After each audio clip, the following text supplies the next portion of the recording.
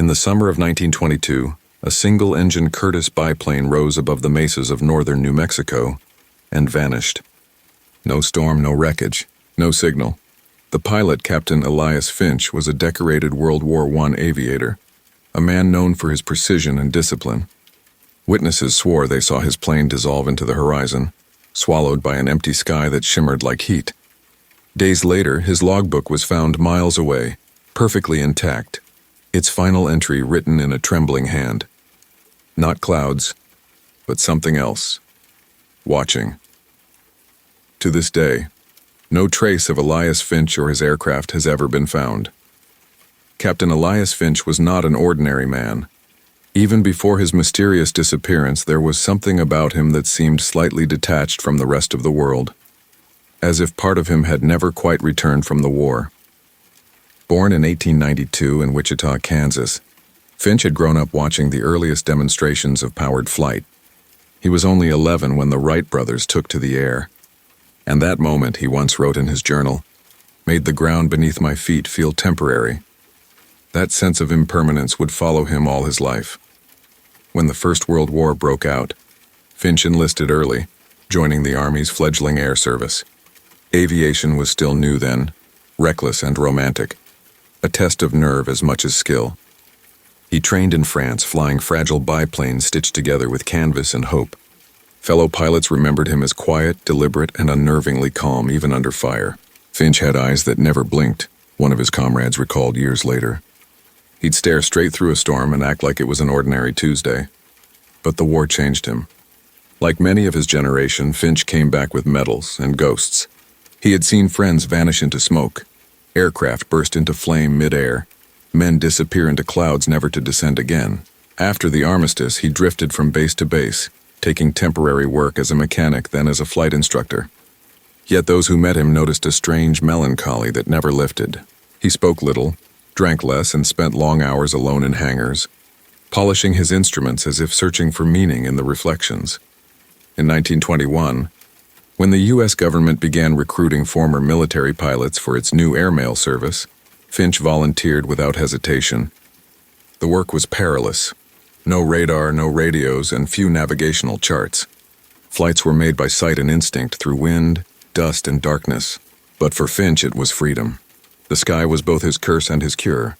He often said the air felt cleaner than the world below. Those who knew him during that period described him as a man of ritual.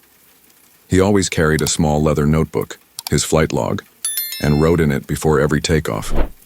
He checked his propeller 3 times, his compass twice, and murmured a quiet phrase under his breath that no one ever fully caught. Some thought it was a prayer. Others said it sounded like coordinates. When Finch was assigned to the new Santa Fe Durango route in early 1922, he treated it like a sacred duty. The route was notorious among pilots. 212 miles of barren mesa, sudden crosswinds, and little chance of rescue if something went wrong. Locals said strange things happened over that region. Birds refusing to fly, horses spooked by silent flashes in the clouds. Finch didn't seem to care. He arrived in Santa Fe 2 days before his scheduled flight, spending hours mapping air currents and sketching notes about the terrain. The morning of his final departure, he was seen at the small airfield hangar just after dawn, standing beside his Curtiss JN-4D biplane. The mechanic on duty remembered that Finch looked calm but distant, his gaze fixed on the horizon. When asked if he wanted extra fuel, he shook his head and said softly, "No need. I won't be gone long." He wore his old flight jacket from France, unworn, patched, and marked with faint scorch lines from his wartime missions. In photographs from that morning, he appears solemn yet resolute, standing beside his aircraft like a soldier before a monument.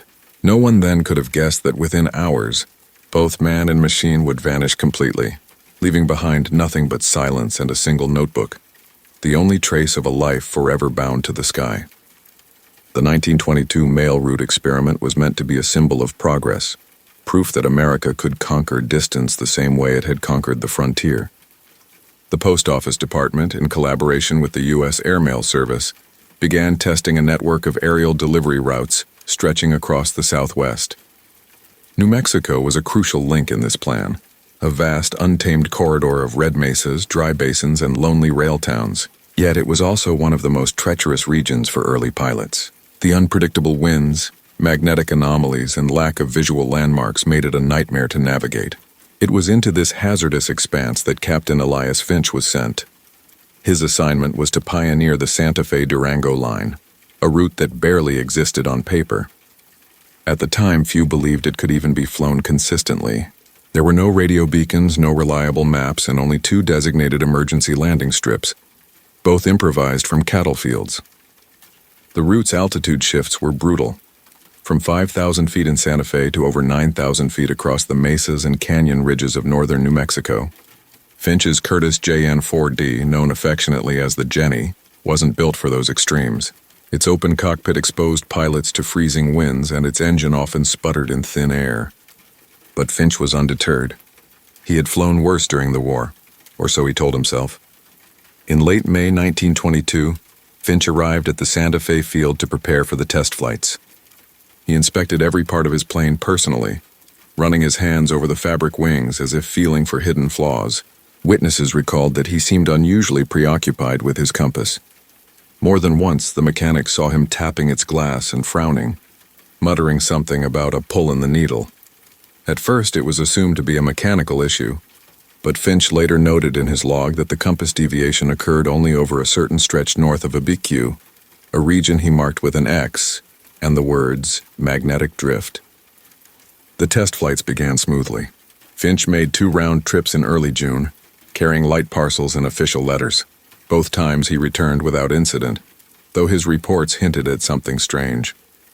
He wrote that the sky above the mesas had a pale, glassy quality, and that the air seemed unnaturally still, so still that it distorted his sense of altitude.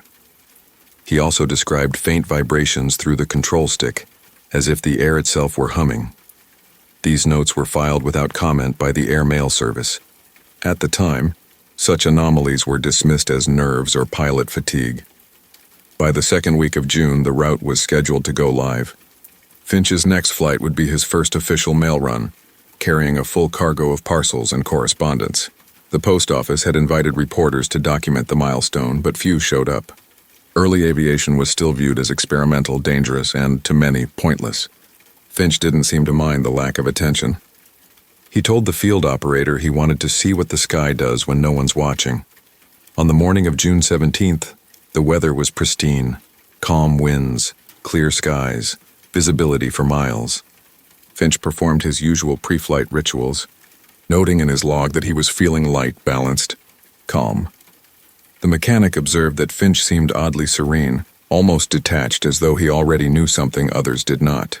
At precisely 6:42 a.m., he taxied down the dirt runway, the roar of his Jenny echoing across the empty desert. He lifted smoothly into the air, banked once over the field, and headed north toward the mesas.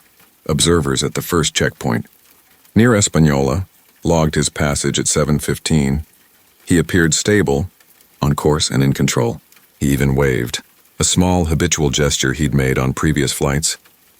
Then somewhere between Española and Abiquiu, the world seemed to swallow him.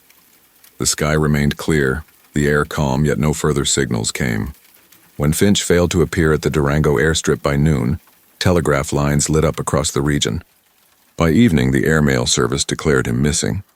No wreckage, no distress signal, only an empty stretch of sky where an aviator had once flown with quiet certainty and vanished without a sound. The first reports of what happened to Captain Elias Finch came not from officials or fellow pilots, but from ordinary people, men and women scattered across the dry, endless sweep of northern New Mexico who had looked up that morning and seen something they could not explain. At first, their accounts seemed inconsistent, fragments of rumor carried on the desert wind. But when investigators began collecting statements, a chilling pattern emerged. Several witnesses had seen the same thing. Finch's plane climbing steadily into the sky, shimmering in the sunlight and then, quite suddenly, dissolving into thin air. One of the earliest witnesses was a telegraph operator in Española named Harold Cutter. At 7:16 a.m., he was standing outside the small depot smoking a cigarette before the next transmission. Cutter later told investigators he saw Finch's biplane pass directly overhead. It was flying normally, engine humming, wings level. Then as it neared a bank of thin cirrus clouds, the entire plane seemed to blur. Cutter described it as looking through water or hot glass, the shape of the plane bending and distorting before fading entirely. He expected it to reappear, perhaps dipping behind a glare, but it never did. The sound of the engine stopped abruptly, leaving only the faint hiss of the wind across the wires. He stood listening for a long time, convinced he'd imagined it, until he realized his wristwatch had stopped at that exact moment. Further north, near the settlement of Abiquiu, a Navajo shepherd named Toya claimed he saw the same plane from a ridge while tending his flock. He said it was flying lower than it should have been, dipping slightly, the sunlight flashing off its wings. Then, without warning, the air above it folded inward like ripples on a pond, and both plane and sound vanished. He described feeling a low vibration in the ground beneath his feet, followed by an unnatural silence that lasted several minutes. When he told his family, they refused to believe him, saying he had seen a mirage, common enough in summer. But Toya insisted it was no mirage. The sheep, he said, had scattered in panic moments before the disappearance, their cries echoing against the cliffs. Another witness, a rancher's wife named Lillian Price, was hanging laundry when she noticed something unusual in the sky. She later described the moment as bright but wrong. The sunlight dimmed slightly, though there were no clouds to explain it. She saw what looked like a biplane hovering, not moving forward, just suspended, for nearly 30 seconds. Then it began to fragment, breaking apart not into debris but into light as though it were dissolving into the air itself. The experience left her trembling. She told her husband that evening, and he dismissed it as a reflection or heat haze. But when word of Finch's disappearance spread days later, she went to the sheriff's office to make a statement. The most unsettling account came from a boy named Eddie Romero, age 12, who lived with his father near the Chama River. He was fishing that morning when he noticed a deep hum above him, lower in pitch than an airplane, almost mechanical but layered with something else like a chord of voices. When he looked up, he saw a faint glow in the sky pulsing rhythmically. The light grew brighter, then dimmed, leaving behind nothing. He ran home terrified, convinced that something from the clouds had taken the pilot. When investigators later compiled these testimonies, they found curious overlaps. The reports were all timed between 7:14 and 7:17 a.m., within a narrow corridor of airspace. Each described distortions in light or sound, a sudden stillness, and the abrupt vanishing of the aircraft without impact or debris. Meteorological data from that morning confirmed clear skies and stable air pressure. There were no storms, no lightning, and no unusual temperature inversions that could explain what they saw. A few locals whispered that Finch had flown into the hollow part of the sky, an old legend among shepherds and miners who claimed certain places on the mesa were thin, where air and time tangled. The Army investigators dismissed this as folklore, yet privately, several noted their compasses malfunctioned near the reported area. One even wrote in an unofficial memo that the magnetic field readings behaved as if there were no true north. The witnesses were ridiculed at first, their accounts brushed off as hysteria or desert illusion. But years later, when the same distortions were reported by other pilots flying the mail line, those early testimonies began to sound less like superstition and more like warnings. 3 days after Captain Elias Finch vanished into the New Mexico sky, a rancher named William Hawthorne was riding the northern edge of his property when he saw something unusual caught in a dead juniper tree. From a distance, it looked like a scrap of leather or a torn flight map, flapping softly in the wind. But as he drew closer, he realized it was a small weathered notebook, dry, perfectly preserved, and wedged between two branches, as if placed there intentionally. Inside, the pages were filled with precise handwriting in blue ink, the familiar looping cursive of a disciplined man. It was Finch's flight log. The logbook was turned over to the authorities the following day, and it quickly became the central, and only, piece of evidence in the case. The first entries were ordinary, neat calculations of speed, altitude, and wind direction. Finch's attention to detail was evident. He documented everything from fuel consumption to air density changes. Yet as the entries approached the morning of June 17th, the tone shifted. His handwriting became tighter, almost hurried. In one note timed at 7:03 a.m., He mentioned an unsteady hum in the air. At 7:09, he recorded visual distortion to the northwest, possibly heat shimmer, and then in the next line an odd observation. Compass behaving erratically again, needle veers even when stationary.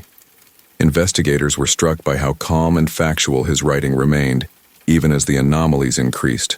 Finch did not speculate wildly. He simply observed. But the final page was different. It read like a man trying to make sense of something that logic could no longer contain. The last entry, written in a trembling hand, said, "There's a humming above the clouds. Not an engine. The light is wrong. Not clouds. Something else. Watching." The word watching was underlined twice, the only emphasis in the entire book. Beneath it, a line was scratched out, so forcefully that the paper tore, making it impossible to decipher what he had written. Some believed he had tried to describe what he saw before the plane disappeared. Others thought he had begun to write a farewell only to stop. What puzzled investigators most was how the notebook had survived at all. The region where it was found had been hit by a heavy rainstorm 2 days prior, yet the pages were completely dry. There were no signs of water damage, no dirt or debris, and the ink appeared freshly set, as if written only hours before its discovery. Experts examined the logbook but found no rational explanation. The paper and binding matched standard airmail issue. The ink was common fountain pen black, but one military analyst noted that the final entry's ink shimmered faintly under ultraviolet light, a phenomenon not seen in the rest of the text. The handwriting itself told its own story. Forensic analysts later determined that the pressure marks on the last page were deeper than normal, suggesting Finch had been gripping the pen tightly, possibly under stress or fear. The letters were uneven, as though the plane had been shaking or buffeted by turbulence. Yet the final words, "something else watching," were perfectly straight, each letter deliberate. It was as if he had regained control just long enough to leave behind a message. The public, once the existence of the logbook became known, reacted with fascination and dread. Newspapers printed excerpts of the final entry, dubbing Finch the Aviator of the empty sky. Speculation exploded. Theories of engine failure, optical illusion, even divine punishment circulated wildly. But those who read the full transcript felt a different unease. Finch's writing carried no panic, no cry for help, only observation. It was the tone of a man recording the unexplainable as calmly as one might record the weather. The airmail service quietly retrieved the original notebook, but a few photographs of the pages leaked to the press. The Army soon stepped in, citing national security interests, and confiscated both the log and all surviving copies. Hawthorne, the rancher who found it, later told his neighbors that the men who came for it weren't local lawmen but soldiers. They arrived in unmarked trucks, took the logbook without ceremony, and warned him not to discuss it. For years afterward, rumors persisted that Finch's logbook had been locked away in a government archive, not destroyed but classified. Pilots who later flew the same route claimed to have seen photocopies of the entries circulated unofficially among airmen as a kind of cautionary tale. They called it the Book of the Humming Sky. It became legend among those who knew how fragile the boundary between earth and air could truly be. When the search for Captain Elias Finch entered its second week, the mood shifted from urgency to quiet unease. The official investigation, led jointly by the U.S. Airmail Service and the Army Air Corps, was intended to bring closure. But from the beginning, something about the operation felt concealed. Teams of soldiers arrived unannounced at outposts across northern New Mexico, setting up temporary camps and patrolling the mesa with a precision that seemed less about rescue and more about recovery. Locals noticed that the Army's communication lines bypassed civilian authorities entirely. Even the regional postal inspector, who was technically in charge of the route, was denied access to the search zone after the first day. According to early reports, the Army's immediate focus was on locating wreckage. Search planes combed the area in wide loops while ground teams traced likely descent paths. Yet despite their apparent diligence, no debris was found. Not a shred of fabric, no oil stains, no broken propeller blades. It was as though the Curtis Jenny had been erased from the landscape. When journalists pressed for details, officials responded with vague assurances that the search was ongoing. One newspaper in Albuquerque, The Daily Herald ran a headline reading, "Army Silences Desert Mystery." By the next morning, the article had vanished from all subsequent editions, replaced by a brief note that the investigation had been concluded without findings. Privately, those who had interacted with the search teams described something stranger. Several ranchers who lived near Abiquiu reported that soldiers arrived with unfamiliar equipment, tall metallic rods topped with glass bulbs and handheld compasses that emitted a faint ticking sound. When questioned, one officer allegedly told them the devices were measuring radio anomalies. Another resident, a telegraph repairman named Olin Parks, claimed that for 2 days during the search, his wires picked up a rhythmic interference, a repeating pattern of short and long pulses, almost like Morse code but nonsensical. When he tried to record it, the sound abruptly ceased. What disturbed locals even more was the way the Army handled witness statements. Civilians who had reported seeing the plane disappear, including the telegraph operator and the rancher's wife, were each visited by military personnel and instructed not to speak further about their accounts. Cutter, the telegraph operator, later confided to a friend that the officer who questioned him kept emphasizing the importance of national morale. Cutter's official written statement was altered before being filed, his description of the plane flickering removed entirely. The edited report stated only that visibility was poor and the aircraft proceeded beyond sight. When the Army finally released its summary report, it was brief to the point of insult. Finch's disappearance was attributed to possible mechanical failure, leading to crash in unverified terrain. The file made no mention of the logbook, the electromagnetic disturbances, or the contradictory witness reports. Finch's name was added to a growing list of aviators lost in service, his case marked closed. But it wasn't closed, not to those who had seen what they weren't supposed to. In the months that followed, several people who had participated in the search began speaking quietly of odd experiences on the mesa. A sergeant reportedly grew ill after spending hours near the last recorded flight path, complaining of headaches and dizziness.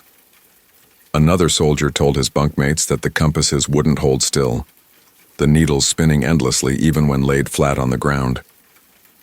Rumors began circulating within the airmail service itself.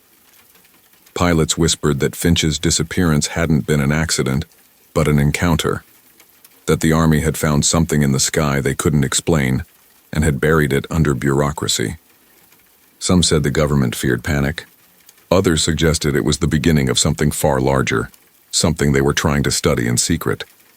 The suppression extended beyond official channels. When the Post Office Department prepared its annual report for 1922, the Santa Fe Durango line was listed as indefinitely suspended due to safety reassessment. All reference to Finch was omitted. One clerk later admitted the omission had been ordered from above. He never specified how far above. Years later, when the airmail service merged into the Department of Commerce, a small group of archivists discovered a sealed envelope marked Classified Finch Case, Mesa Region. Inside were 3 items: a typed summary stamped redacted, a single photograph of Finch standing beside his Jenny, and an internal memo reading simply, "Phenomenon remains unexplained. Continue containment policy." No further explanation was provided. By then, the desert had already reclaimed the story. Locals had stopped asking questions, and the Army's silence had done its work. Yet, to those who lived near the mesas, the air felt different. Travelers spoke of subtle vibrations at dusk, of radios flickering with phantom static when passing through the valley. And sometimes, when the wind moved just right, they said you could hear it faintly, a low mechanical hum, rising and falling, as if a lone engine were still circling somewhere above, lost between one world and the next. After the Army withdrew and the official story faded into silence, the people of northern New Mexico were left with unanswered questions and a deep sense of unease. For months, the desert felt haunted by the absence of Captain Elias Finch. He had become more than a man. He was a legend now, a whisper carried on the wind that crossed the mesas at dusk. Out of that void, folklore began to take shape. The locals started calling the region La Ventana del Cielo, the window of the sky. Some said it was a place where the heavens opened briefly to swallow the lost. Others said it was cursed, Whatever it was, the stories began almost immediately after Finch disappeared. Ranchers told tales of hearing a faint humming at night, a rhythmic vibration in the still air that grew louder the longer one listened. It wasn't the sound of an engine, they claimed, but something older, something that resonated through the bones rather than the ears. Travelers crossing the mesa began to speak of strange lights moving in patterns too steady for lightning, but too erratic for aircraft. These lights would appear suddenly, hover, then blink out, leaving behind a darkness that felt heavier than before. The Navajo communities in the area linked Finch's disappearance to older legends about places where the earth's breath met the spirit world. One elder described it as a thin sky, a place not meant for man to enter. They warned travelers to avoid flying birds, even horses, over that part of the mesa during certain times of the year when the horizon shimmered unnaturally. Finch, they said, had crossed into a place he wasn't supposed to see. By the late 1920s, the myth had taken on a life of its own. Prospectors, mail riders, and even soldiers passing through would camp near the edge of the mesa and claim to hear the unmistakable whine of a propeller somewhere in the distance, though no plane was visible. Some swore they saw the shadow of a biplane etched against the clouds at dawn, its form gliding silently in circles before fading into the morning haze.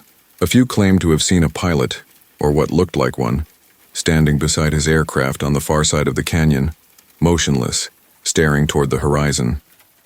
When they tried to approach, the figure would blur and vanish. Stories filtered into small newspapers and local radio broadcasts, though they were often dismissed as frontier ghost tales. Yet every few years a new account surfaced that reignited the mystery. In 1934, a male pilot flying a test route over the same region reported a sudden drop in altitude caused by unaccountable turbulence. His instruments went dead for exactly 3 minutes, and when they returned, his compass pointed west, though he was flying north.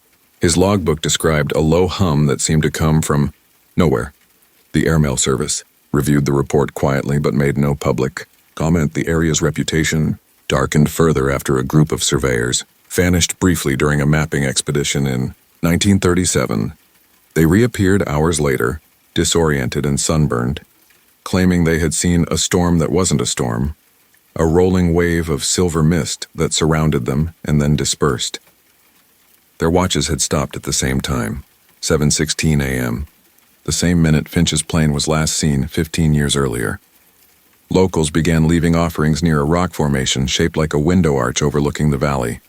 Coins, feathers, bits of cloth, even small model airplanes were placed there by travelers seeking protection before crossing the mesa. The site became known as Finch's Arch, and those who passed it often stopped to whisper a brief prayer to the lost aviator, not for him to return, but for him to stay wherever he was, lest he bring the sky's emptiness back with him. Over time, the story blurred the line between truth and superstition. To the older generation, Finch was a man consumed by the mysteries of the air, a warning about human arrogance and the price of curiosity. To younger ones, especially after World War II, he became something stranger, a symbol of those who disappeared chasing the unknown. The desert, with its hollow winds and glimmering horizons, kept the story alive, reshaping it with each retelling. Some said the government had found traces of the plane long ago, but refused to release them. Others believed Finch's machine still circled endlessly, trapped in a loop of sky that existed outside of time. And so the mesa's empty sky became more than a location. It became a threshold, a name whispered in truck stops, trading posts, and pilot bars. Those who dared to fly over it often left a token behind before taking off, a matchbook, a dog tag, or a page torn from a map. Just in case the sky decided to open again, even decades later, the legend of Captain Elias Finch refused to rest. By the mid-20th century, the story had woven itself so deeply into the fabric of New Mexico's folklore that few could tell where fact ended and fiction began. Every generation seemed to add a new layer to the myth, a new encounter, a new sighting, a new piece of evidence that brought him closer and yet kept him forever out of reach. For some, Finch was a ghost. For others, he was still alive somewhere beyond the reach of ordinary time. But for those who lived near the mesa, the mystery had become part of their landscape, as real as the red dust that clung to every boot and window pane. In 1957, A young geologist named Harold Timmons led an expedition across the mesa to study mineral deposits. He wasn't interested in ghost stories, and he laughed off the locals' warnings about the thin sky. But 3 nights into the trip, something changed. His crew reported that their compass needles spun erratically after sundown. Radios picked up faint bursts of static that occasionally formed into something like Morse code, though no message could be decoded. On the 4th morning, Timmons himself recorded in his field journal that he'd heard the distinct droning of a propeller somewhere above, though the sky was completely clear. He described a low hum that grew louder the longer he listened until it seemed to pulse through the rocks beneath his feet. Then just as suddenly it stopped. The sound vanished, and so did their signal readings. When the team returned weeks later, they developed several photographs taken during the expedition. One image, meant to capture a panoramic view of the mesa, showed a faint outline in the sky. The blurred shape of a biplane, half transparent, frozen mid-turn. Some dismissed it as a light leak, others weren't so sure. The photo was quietly filed away at the university, labeled optical artifact. By the 1960s, the site had attracted amateur investigators, self-proclaimed researchers, spiritualists, even UFO enthusiasts. They camped near Finch's Arch, setting up cameras and audio recorders, convinced that the Aviator's disappearance was not of this earth. One researcher claimed to capture a low-frequency vibration that matched the pitch of a vintage rotary engine. Another insisted he saw a figure standing in the desert heat, motionless against the mirage. Yet every attempt to document the phenomenon ended in malfunction. Drained batteries, corrupted film, broken transmitters. Then came the government's renewed interest. In 1972, military helicopters were seen surveying the mesa for several consecutive nights. Locals said they heard strange sonic booms, though no official flight records were ever released. One retired airman, interviewed anonymously years later, said the mission had been part of a historical retrieval operation. When asked what they were retrieving, he only said something that shouldn't have still been there. By the 1980s, Finch had become a symbol, part cautionary tale, part national obsession. A small-town radio host named Linda Caro began a late-night segment called Voices of the Desert, where she took calls from listeners who claimed to have seen lights near the mesa. One caller described a silver bird with no sound. Another swore they saw a man in an aviator's jacket standing in the middle of the road at 2 a.m., eyes reflecting white in the headlights before disappearing. The show developed a cult following. Decades later, a recording from one of those broadcasts resurfaced online, capturing faint static followed by a man's voice saying only, "Altitude holding steady." Even now, satellite images of the area reveal faint geometric scars in the earth, like landing strips that lead nowhere. Some researchers argue they're natural erosion patterns. Others see something deliberate. Whatever the truth, no aircraft wreckage has ever been recovered. The archives of the U.S. Army Air Service list Finch's mission as lost over open terrain, and his name remains engraved on a memorial for missing pilots. But those who live near the mesa still tell the same story. On clear nights, when the wind dies and the stars hang low, a faint engine hum echoes across the canyons.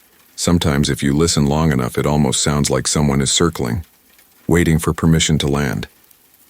If Captain Elias Finch truly vanished into the sky, where did he go? Was he claimed by the desert, swallowed by the clouds, or did he cross into something far beyond our understanding? His story lingers like an echo that refuses to fade, a reminder that some disappearances aren't accidents. They're invitations to look closer. If you felt that chill and that strange pull between truth and legend, then stay with us. Subscribe, because every week we open another forgotten case buried in time's dust. And when you comment below, tell us what you believe happened that day over the mesa. Was Finch a victim of weather, war, or something not yet named? Your thoughts help keep these lost stories alive. Stories of men and women who vanished into history's blind spots, leaving only questions behind. And perhaps in searching for their answers, we discover something about our own. This isn't just another mystery. It's a doorway. So before you leave this page, ask yourself one question. If the sky could take a man, could it one day give him back?